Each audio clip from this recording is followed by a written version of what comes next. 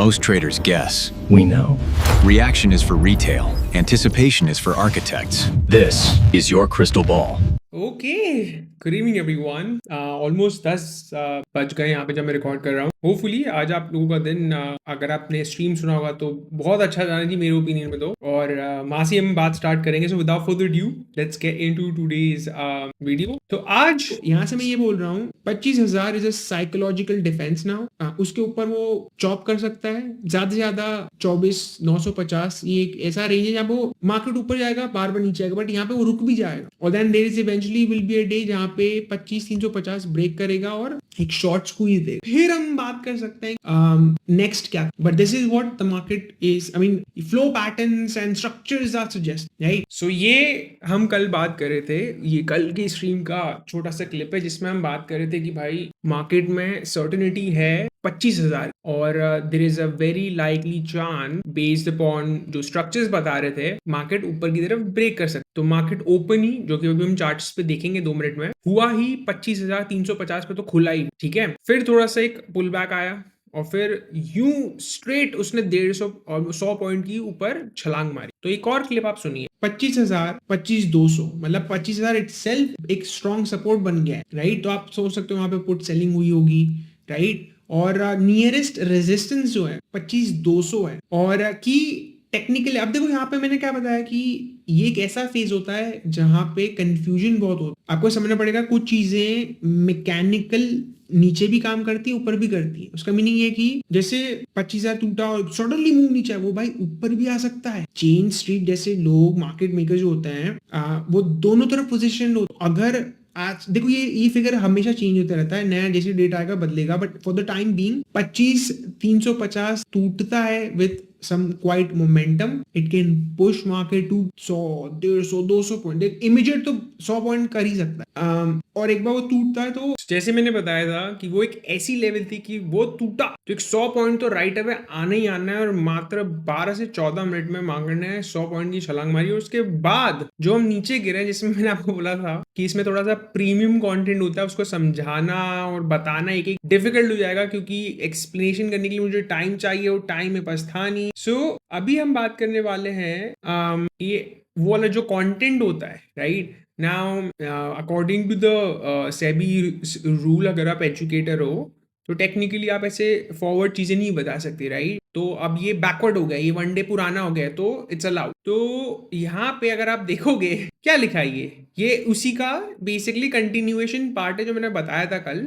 उसके नीचे का पेज होता है, यहाँ पे क्या लिखा, इंट्राडे हाई कैप, राइट। और अब मैं दिखाऊंगा कि हम कहाँ पे बंद हुआ। ये हम इन्फोसिस पे भी आएंगे। तो ये था निफ्टी का चार्ट, ये ओपन था और ये था आपका क्लोज, जो कि कल ही हम आप लोगों ने देखा ही था। और ये है आज का चार्ट को। आप लोगों मेरा कैमरा का साइज आई थिंक बहुत ज्यादा बड़ा है, बट आई होप क्लियरली है। सो अब कपल ऑफ थिंग्स यहाँ पे नोटिस करने की चीज है। अब जैसे क्या होता है, बहुत बार जो नए नए लोग आते हैं, राइट, वो कैसे चीज को पढ़ते हैं। अच्छा, बंदा बोल रहा है 12 बजे ये यहाँ पे कहीं बॉटम लगेगा और 23 तारीख तक ये ऊपर पहुंच, गलत तरीका है पढ़ना। नंबर 2, मार्केट ये इसने ऐसा पता है, मतलब ऐसा ऐसा ही चले, बिल्कुल गलत। फिर मोस्टली तो यही 2 मिस्टेक्स होती हैं। या तो वो ये समझते हैं कि कोई टेक्निकल इंडिकेटर है या कोई कुछ तो भी टेक्निकल है। अब ये तीनों मिथ गलत है, मतलब गलत इंटरप्रिटेट कर। पहले की जो 2 पे हम बात करते हैं, नंबर 1, ये जो टाइमलाइन है इसका इससे कोई मतलब नहीं है। ये 10 साल भी ले सकती है, सही में भी मैं बता रहा हूँ,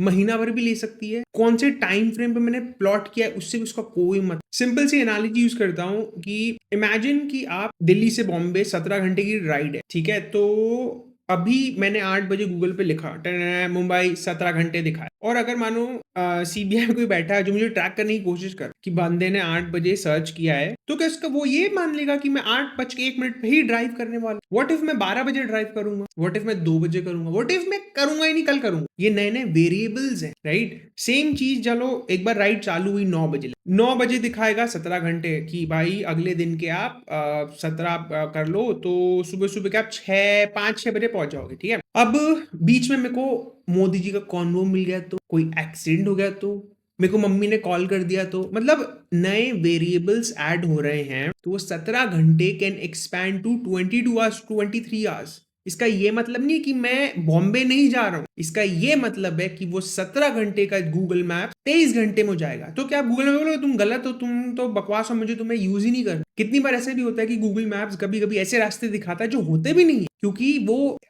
उनके पास कोई ऐसे 24/7 सर्वेलियंस नहीं है जो एक गली चौके में हर जगह जा जाके एक्यूरेट डिटेल्स बताएं। अगर जैसे मोस्ट टीयर 2 टीयर 3 सिटीज जो होती हैं, राइट, वहां तो मतलब उनके सर्च उन्होंने जब लास्ट बार कवर किया था सेंसस 2024 के पिक्चर्स हैं, टीयर 3 में तो 2021 के पिक्चर्स हैं, राइट। तो वहां पे वो लोग क्या करते हैं, वो हिस्टोरिकल डेटा यूज करते हैं, इसको वो घोस्ट डेटा बोलते हैं कि भाई based on historical trends most likely 7 बजे यहाँ पे होगा ही होगा ट्रैफिक नहीं भी होता तो भी वहां लाल लाल दिखाता है। क्यों? क्योंकि हिस्टोरिकल स्टैंडर्ड के अकॉर्डिंग 7 बजे सब लोग काम से निकलेंगे तो इस चौराहे पे भीड़ तो होना ही है, राइट। तो ये सारे कैसे गूगल मैप्स ने उस चीज को सॉल्व किया है, वैसे हम भी सॉल्व कर सकते हैं। बट पॉइंट बीइंग, अगर आप इस चीज को ऐसे देखोगे कि भाई इसने जो 12 बजे दिखाया बॉटम और वहां जाएगा, ऐसे नहीं पढ़ते हैं। अगर इसने 25,000 बॉटम दिखाया तो क्या ये नीचे नहीं जा सकता, ऐसा भी नहीं पढ़ते। वही वाली बात है कि भाई ये कोई स्टैटिस्टिक प्रिडिक्शन नहीं है, ये एक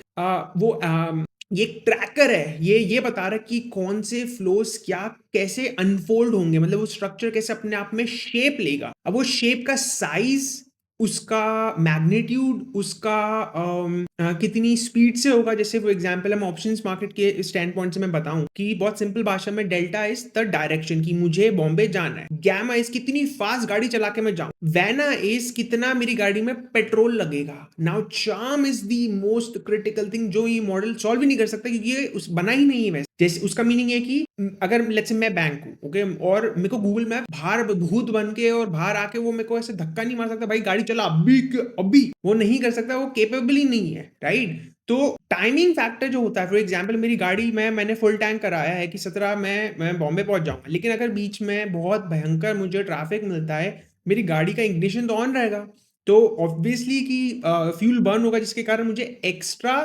पेट्रोल भराना पड़ेगा, राइट। सेम चीज कभी मेरे को अगर डिटोर करना पड़ा टूर, मतलब बीच में कुछ कोई अरेंजमेंट के कारण या कोई भी रीजन के कारण मेरे को डिटोर करना पड़ता है, मेरे को फिर से एक्स्ट्रा फ्यूल कराना पड़ेगा, जिसके कारण प्राइस बढ़ जाएगा, जिसके कारण ओवरऑल एक्सपीरियंस मेरा बढ़ जाएगा।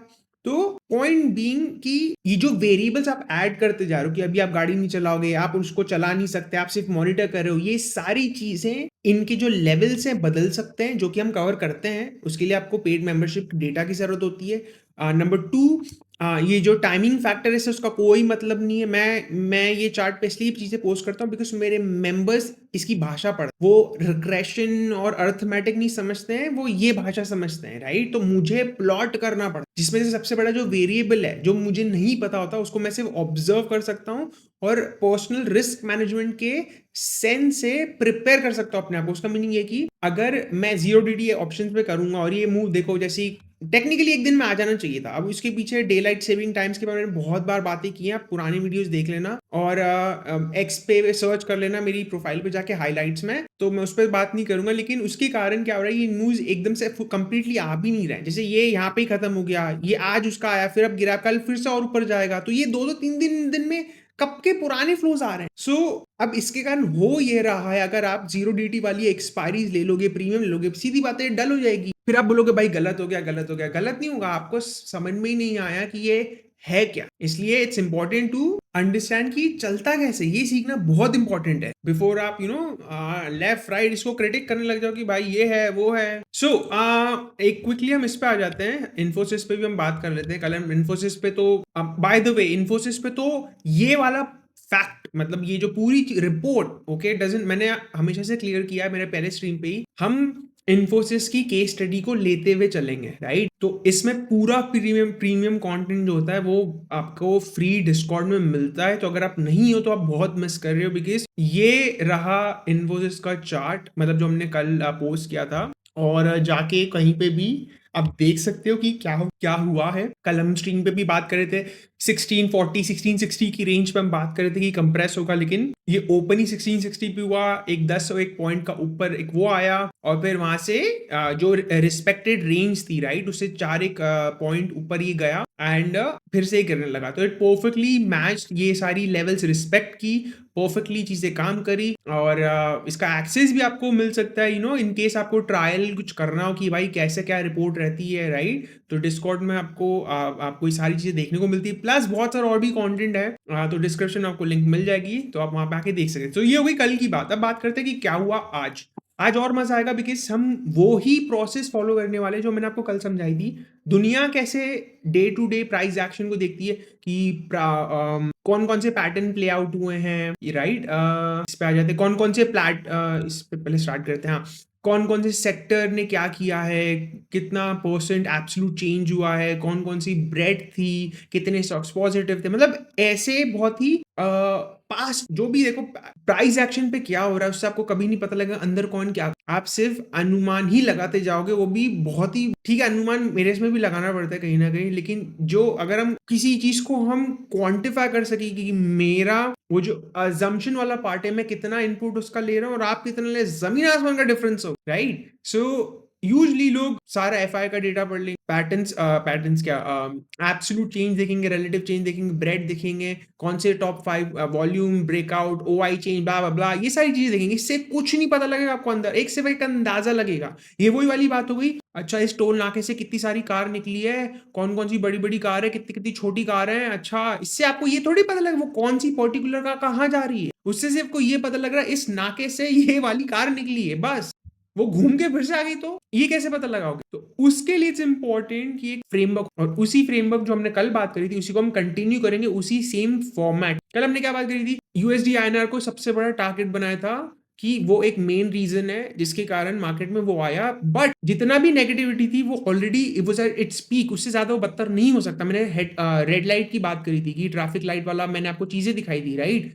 अब वो कैसे बदला है, कल मैंने बताया था 25,000 पे वो कंसोलिडेट करेगा एक साइकोलॉजिकल डिफेंस, मैंने एक वर्ड यूज किया था अगर आप मेरी स्ट्रीम में जाके देखोगे, और वो ही प्ले आउट हुआ। 400 पॉइंट पे तो इतना ऊपर वो खुला, ठीक है। और उसके बाद सीधी बात है कि सेल ऑफ हमने करने को मेरी personal opinion, not the models opinion, but मैंने बताया था कि एरिस आपको होल्ड करना पड़ेगा, अब आप लेट हो गए राइट। सो आज मार्केट ने हाँ, आज मार्केट प्रिटी मच खुला 200 पॉइंट एक की वो उसमें, एंड बूम मार्केट पीछे आ गया और ऑलमोस्ट 0 मतलब 0.5% बेसिकली क्लोज्ड हुआ है। और बट एक पॉइंट पे तो हम ओपन ही इतना ऊपर हुए थे, प्लस और 100 एक पॉइंट ऊपर, मतलब हमने इंटरडे लेवल पे 25,412 का कुछ हमने आई थिंक 450 के करीब या कहीं आसपास ही हमने एक हाई लगाया था राइट।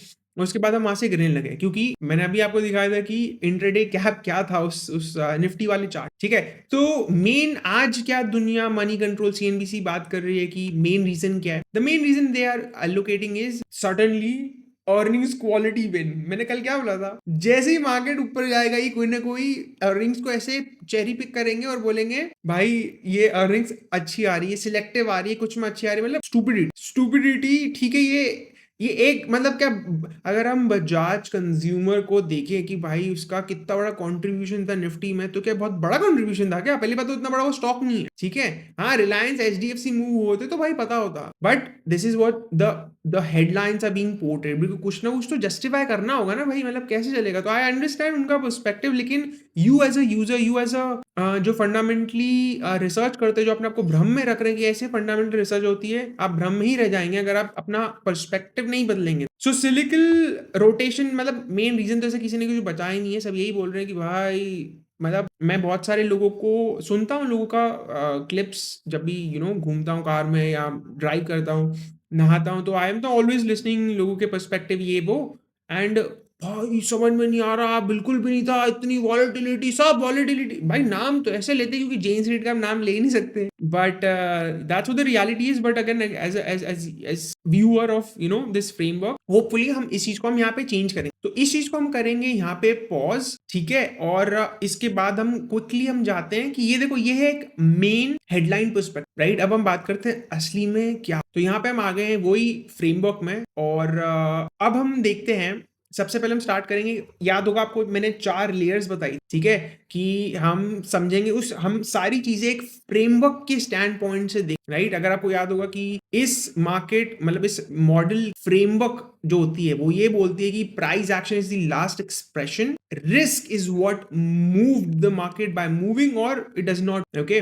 उसका क्या मीनिंग है कि आज के दिन पॉजिटिव्स हैं, नेगेटिव्स हैं। सो एसेंशियली आपके पास दो चीजें जो पॉजिटिवली काम कर रही हैं। सबसे पहले तो डीलर गैमा में शॉर्ट कवरिंग आई, ओके? सो डीलर गैमा कल ही हम बात कर रहे थे तो इम्प्रूव हुआ है, राइट? आज ज्यादा इम्प्रूव हुआ और ये जो फ्रेजिलिटी लेवल भी कल मैंने क्या बताया था, एकदम पीक पे, तो ऑब्वियसली उसको कम ही आना है, इससे अगर पार निकल ही नहीं सकता, राइट? वो पीक था उसका, तभी आज वो 2 पॉइंट कम हो गया, तो today was even better, right? फिर आपके पास लिक्विडिटी स्ट्रेस जो है वो कम हो रहा है, डीआई की जो बाइंग है वो ज्यादा अच्छे से इंप्रूव हो रही है, ओएमओ ऑपरेशंस इंप्रूव हुए हैं, एफपीआई की सेलिंग थोड़ी सी अभी भी वो नेगेटिव है लेकिन वो मॉडरेट हुई है, कल इतनी भयानक थी तो उससे कम हुई है, राइट? तो इसको हम बोल सकते हैं कि ये एक शॉर्ट कवरिंग, जैसे हमने बात करी थी कि सेल ऑफ फिर से आना है, this is just not an accumulation phase, this is more of a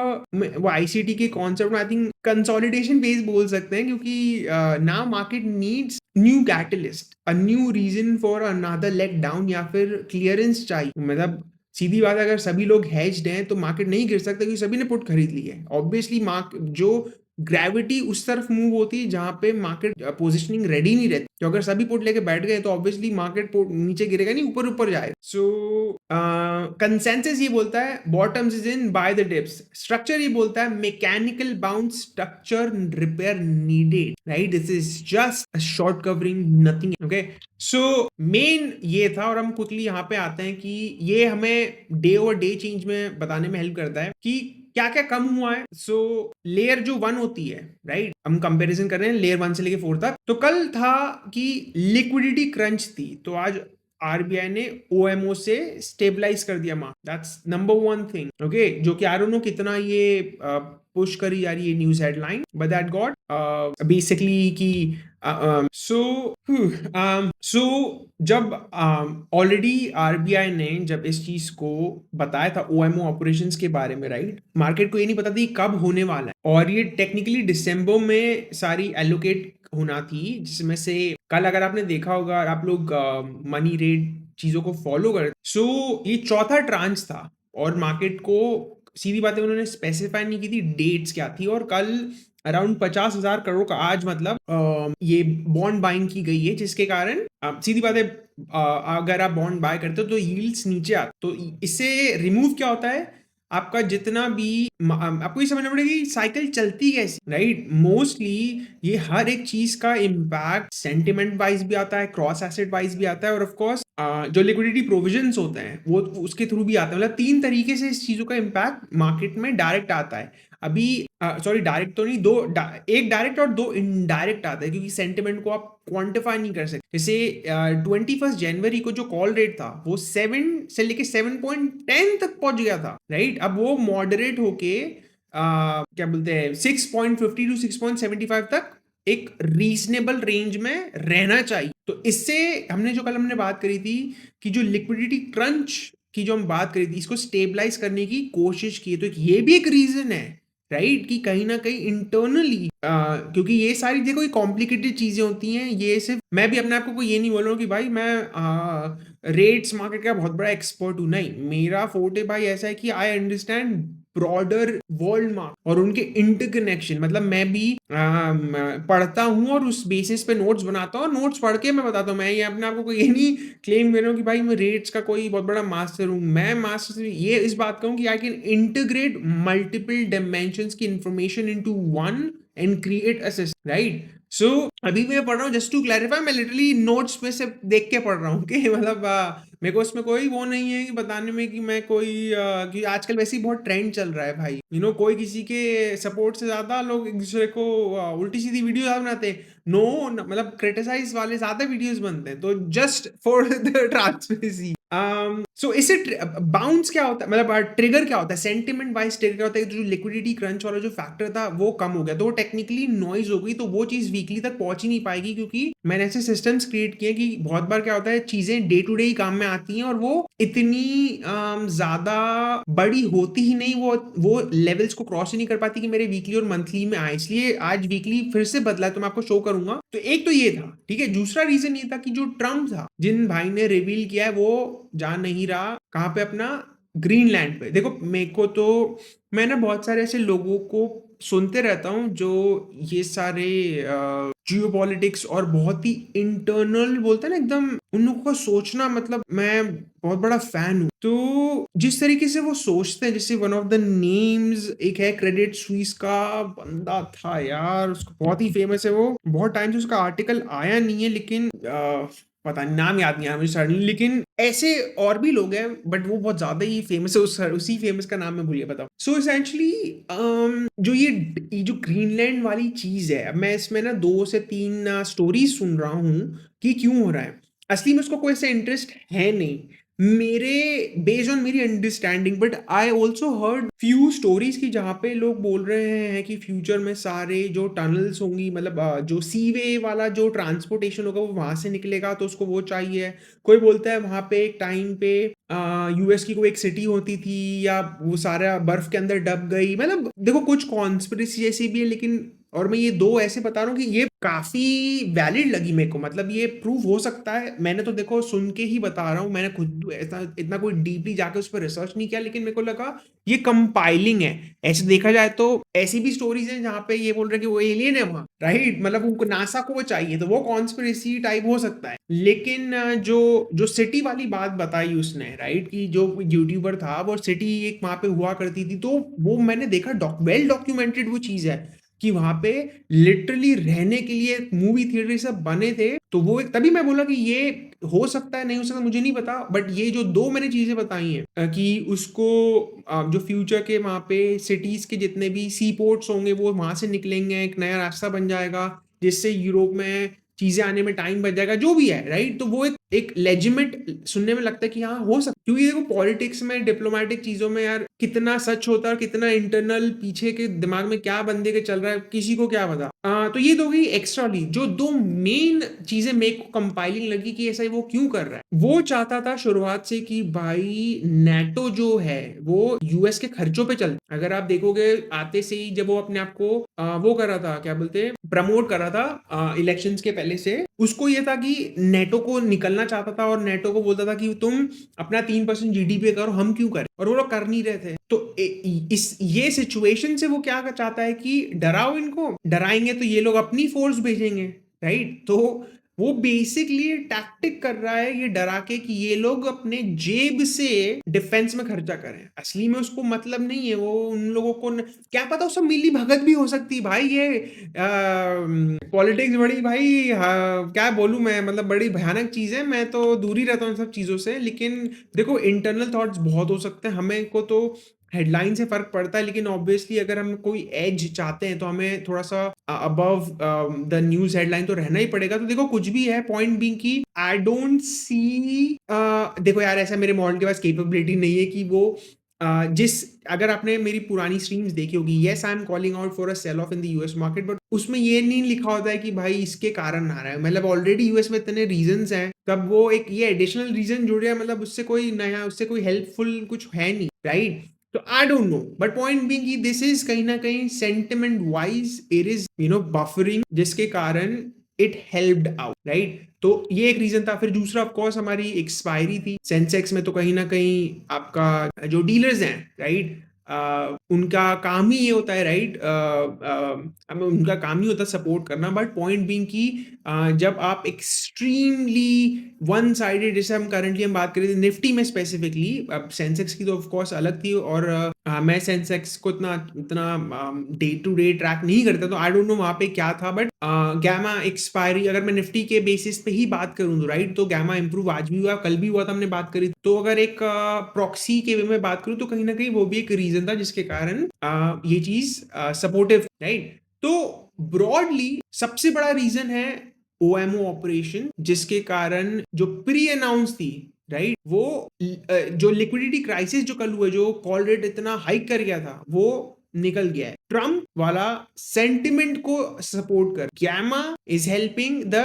risk distribution, ownership जो हम बात करें, तो मार्केट ने हाई लगाया। बट ये कहाँ का गलत हो सकता है कि अगर हम ऐसे देखें कि भाई if RBI signals more rate support और budget leaks, so to sum it up, कैसे क्या क्या इंटरनल चीजें आज सपोर्ट कर रही हैं? नंबर 1, OMO ऑपरेशंस 50,000 का ट्रांच, फोर्थ ट्रांच बाय किया, कॉल रेट 7.10 से गिर के ऑलमोस्ट 25 बेसिस पॉइंट नीचे आए, INR इंप्रूव हुआ है बाय सम पैसा of course. Now the key question remain, ये चीजें हुई of course, and then Trump का सेंटिमेंट वाइज पुशबैक होना, तो ये fundamentally improve, that led to gamma triggers, फिर शॉर्ट कवरिंग, ये सारी चीजें। अब आगे जाके भाई ये क्वेश्चन आता है, क्या ट्रम्प को फिर से कोई गुस्सा है? क्या ये आरबीआई का कितने और ट्रांचेस की जरूरत, वहां पे क्या प्रॉब्लम आ रही है, राइट? अभी वो उस पर बात करना, उसके लिए तो मैं अभी प्रेप नहीं करके, बट मेरे पास बहुत कंटेंट है बात, उस पर मैंने बहुत कल परसों ही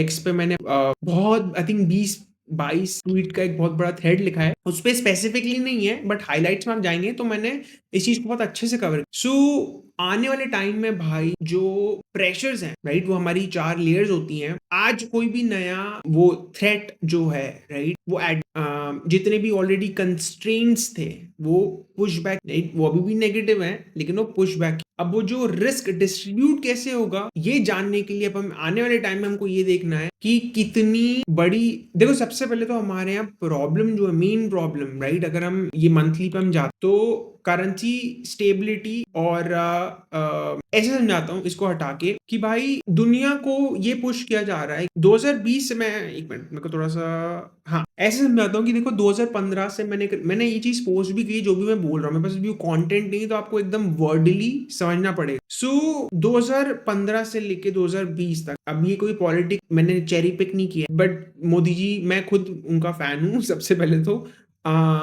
तो उन्होंने जो एक्शंस लिए काफी बड़े और बोल्ड, ऑल्दो मैं यहाँ पे था नहीं जब इन्होंने इतने मतलब जब भी एक्शंस लिए, मैंने तो आया ही मैं इंडिया में 2023 में, तो वो जब से वो आए हैं, राइट, तो जब मैंने उनके एक्शंस को इकोनॉमिकल लेंस से स्टडी किया, जब जैसे ही मैंने उनके एक्शंस को स्टडी किया, मुझे ये समझ में आता है कि हमारी इकोनॉमी 4 पहिए जैसे होते हैं, राइट, जो आपका जीडीपी का फॉर्मूला होता है C+G+I X - जो कि consumer spending, government spending, export minus. So हमारे यहाँ जो सबसे बड़ा कॉन्ट्रीब्यूटर है जीडीपी का, वो है government spend, although consumer spending is a large chunk, but मैं बात कर रहा हूँ रेट ऑफ चेंज, मतलब कहाँ से ग्रोथ आ रही। तो इट्स ऑलवेज बीन 2015 से लेकर 2020 तक ये, फिर ऑफ कोर्स कोविड आया, पूरी जीडीपी गई तेल लेने, फिर ऑफ कोर्स फिर हम रीबाउंड किए, और फिर वहां से गवर्नमेंट ने बड़ा भयंकर रीबाउंड किया, बड़े बड़े पुल बने, बड़े बड़े रास्ते बने, राइट, कितने सारे हाईवेज बने, वंदे भारत, ये वो XYZ।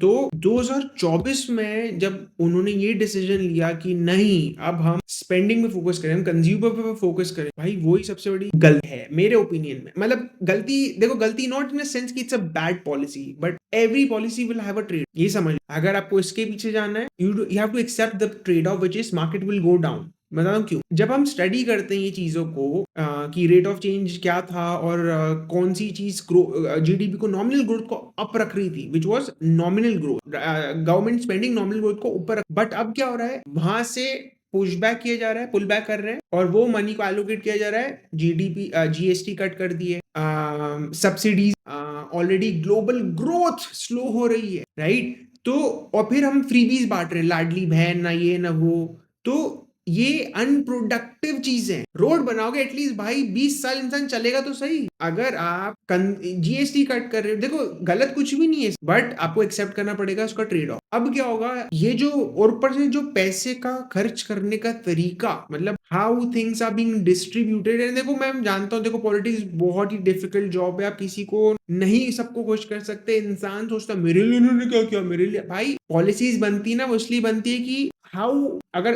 केक कटता है तो सब में कितना बटेगा ये देखते हैं वो, ना कि तुमको कितना मिलेगा। इट्स अ मीडियन आउटकम वो निकालने की कोशिश कर, राइट? तो ये नहीं देखते उन्होंने मेरे लिए क्या किया, ये देखते उन्होंने भारत देश के लिए क्या किया है। सो ये सब जानते हुए मेरा काम ये है कि इकोनॉमिक स्टैंड पॉइंट से स्टैंड लेना और उसके बेसिस पे ये बताना कि मार्केट कहाँ जा। बाकी इसमें कोई और इंटेंशन नहीं है मेरा कि मैं ये क्रिटिसाइज करूँ, कि मैं तो खुद ही उनका फैन। बट अगर मार्केट के स्टैंड पॉइंट से बात करूँ कि देखो मार्केट ऊपर जाए नीचे जाए, मैं तो मॉडल दोनों तरफ काम करता हूँ, मेरा काम है बताना। तो मैं उस सेंस में बता रहा हूँ, don't want to get into some political debate और कमेंट्स में। बट सिंस हमने ये डिसीजन लिया 2024 में कि अब हम फ्रीबीज करेंगे, कंज्यूमर स्पेंडिंग पे ध्यान देंगे, जीएसटी कट करें, और लाइन बाय लाइन हम वैसी ही पॉलिसीज देख रहे हैं। हम प्रोडक्टिव चीजें में बहुत कम स्पेंड कर, R&D कम हुआ है, रेट ऑफ चेंज कम हुआ है। उसके बाद सेकंड नंबर पे एजुकेशन पे स्पेंड कम किया जा रहा है। और अभी 2024 के बाद जितनी भी ग्रोथ आ रही है भाई, वो ऐसी चीजों से आ रही है खुद इकोनॉमिस्ट फोकास्ट नहीं कर पाते, because it's coming from administrative sectors. ऐसे सेक्टर्स की जैसे मानो गांव में आपने बाथरूम खुलवा दिए, टीचर्स लोगों को पैसे बांट दिए, भाई इससे अर्निंग्स थोड़ी बढ़ने वाली है। वो ज्यादा से ज्यादा एफएमसीजी को गुड्स खरीद लेंगे, बट गवर्नमेंट स्पेंड हुआ है, पैसे कटे तो जीडीपी में काउंट होगा, अर्निंग्स में काउंट नहीं होगा। इसलिए मेरे पास एक बहुत ही इंटरेस्टिंग से चार्ट है, कभी भी आप कोई भी अर्निंग्स को प्लॉट करो, जो कॉर्पोरेट प्रॉफिट्स हैं और जीडीपी की ग्रोथ देखो, ऐसा यू शेप जा रहा है कोविड के बाद से 2022 से, ऐसा लिटरली ऐसा के शेप में जा रहा है, राइट? तो ये हमारा प्रॉब्लम है। तो इससे देखते हुए रिलायंस जैसी बड़ी बड़ी कंपनियां देख रही भाई डिमांड ही नहीं है, डिमांड ही नहीं है तो सेल्स कहां से आएगी। तो उन्होंने क्या किया, पहले तो हेड काउंट कम करने लगे, तो उनकी मार्जिन सेव थी, बट अब पानी गले तक के गले से बाहर आ गया। तो प्रॉब्लम यहाँ पे ये है, हमें स्ट्रक्चरली कुछ करना पड़ेगा, रैदर ये ट्विक पुक करते रहे कि जीएसटी कट करो, हम ये कर देंगे वो। भाई ये 2-3 महीने की कहानियां होती है बस। और जिस तरीके से दुनिया जहां जा रही है, राइट, ग्लोबल ग्रोथ स्लो ना, तो हमारे को तो हमको नीचे ही जाना है अभी, मतलब मार्केट वाइज तो it's just a matter of time. तो हमें वो टाइम पकड़ना, तो ये हमारी प्रॉब्लम है। और आज की तारीख में हम देखा जाए तो एक छोटा सा एकदम टाइनी सा सपोर्ट मिल गया है, तो जो लोग फंस गए थे तो उनको नई अपॉर्चुनिटी मिल जाएगी आने वाले टाइम में सेल करने के लिए। तो ये एक मोटी मोटी आज कहानी है। तो without further due let's quickly jump into market के डिमेंशंस, आई मीन मार्केट का स्ट्रक्चर। आज हुई है, आज गैमा नेगेटिव हुई है, वाओ, डिटरेट हुई है, आज पॉजिटिव में, माय बैड, मैंने पहले पॉजिटिव बोला था। और डेल्टा इंप्रूव हुआ है, ओके, शॉर्ट्स रिड्यूस हुए हैं, बैना यहाँ पे लेस सपोर्टिव है, चार्म गॉट इम्प्रूव। कल के स्ट्रक्चर स्टैंड पॉइंट से देखा जाए तो सपोर्ट आपका और मूव हो गया 25,200 पे, इमीडिएट सीलिंग है 25,300 पे, और नीचे का डेंजर जोन जो है वो है 25,100 पे। Institution 4 remains heavily short,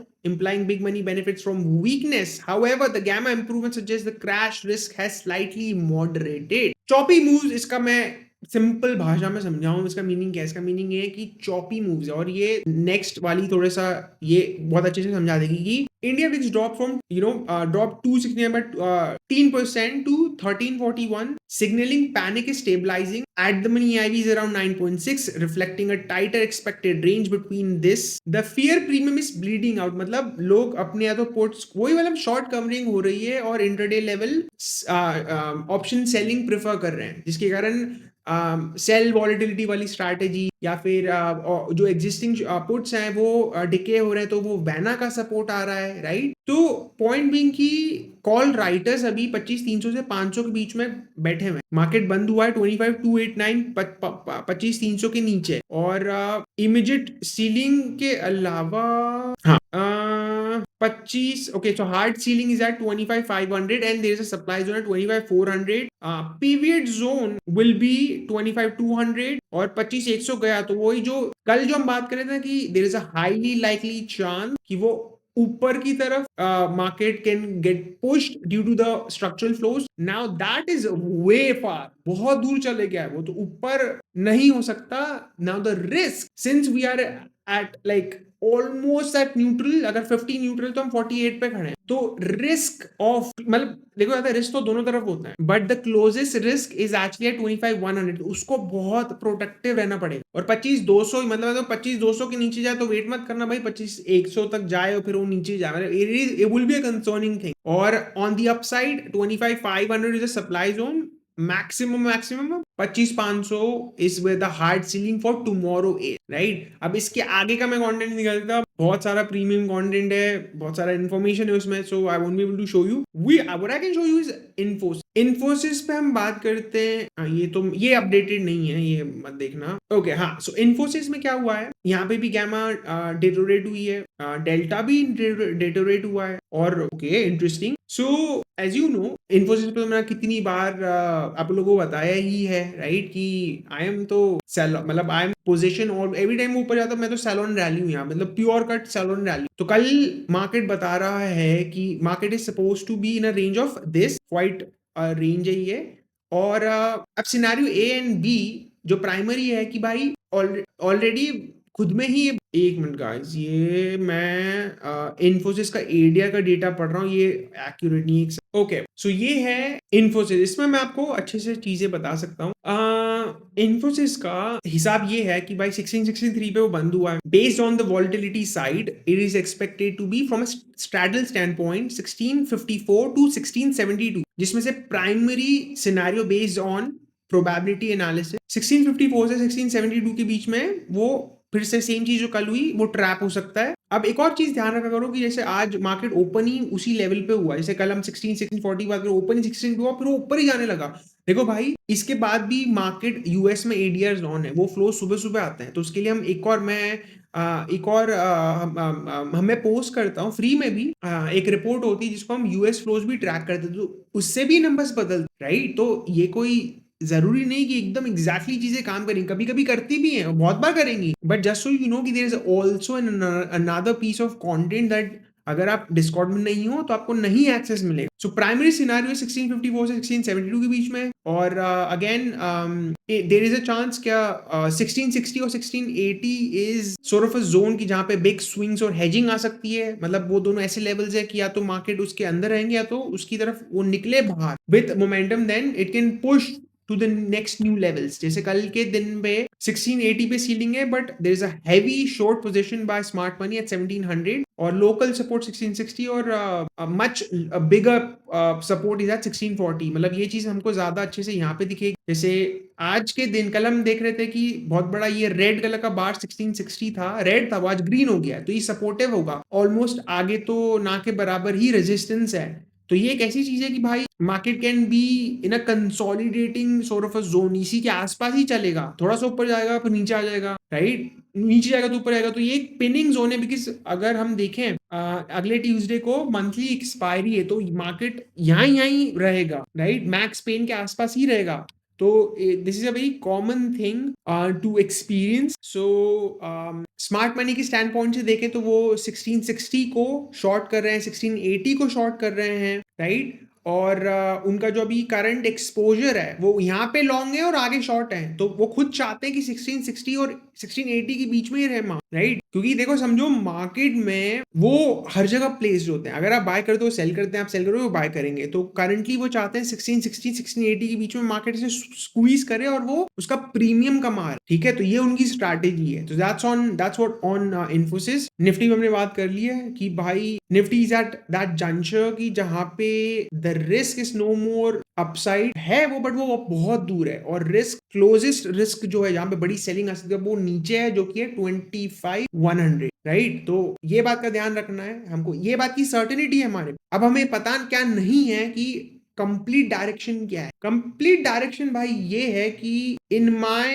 as you know I तो can see on multiple models अभी भी शॉर्ट कवरिंग बाकी है और ऊपर जाएगा। आई एम नॉट सेइंग ये कल होगा, ये मेरा पर्सनल ओपिनियन है, दिस इज नॉट मॉडल, क्योंकि मॉडल के लॉस के according the model first of model ये बोलता भी नहीं, और जब भी मैं ऐसी कोई बातें करूं that's my personal opinion, right. So there is a time, I mean वो टाइम नहीं आया है दिस फॉर सेल ऑफ, तो I am in the favour of 25,100 25,200 कहीं पे भी जाता है इंटरडे लेवल पे I will be a buyer, right, and I will be a seller at 25,500 से लेके 600 के आसपास कहीं पे, मुझे नहीं पता अभी वो, बट अभी सेल ऑफ में टाइम है, मतलब उसको जब तक हमने जो फ्रेमवर्क बनाया जब तक वहां पे वो चीजें फ्लैश नहीं करेंगी तो I why would I have to worry, ऐसी वाली बात। So thank you so much आज की वीडियो के लिए। होपफुली अगर आपको कंटेंट अच्छा लगा हो तो आपको पता है क्या करना है। अगर आपको कोई भी क्वेश्चन है please do not hesitate to ask me, I will always try my best to help you, and इस सारा कंटेंट आपको डिस्कॉर्ड में भी मिल सकता है, सो get in the Discord. I will see you guys in the next video.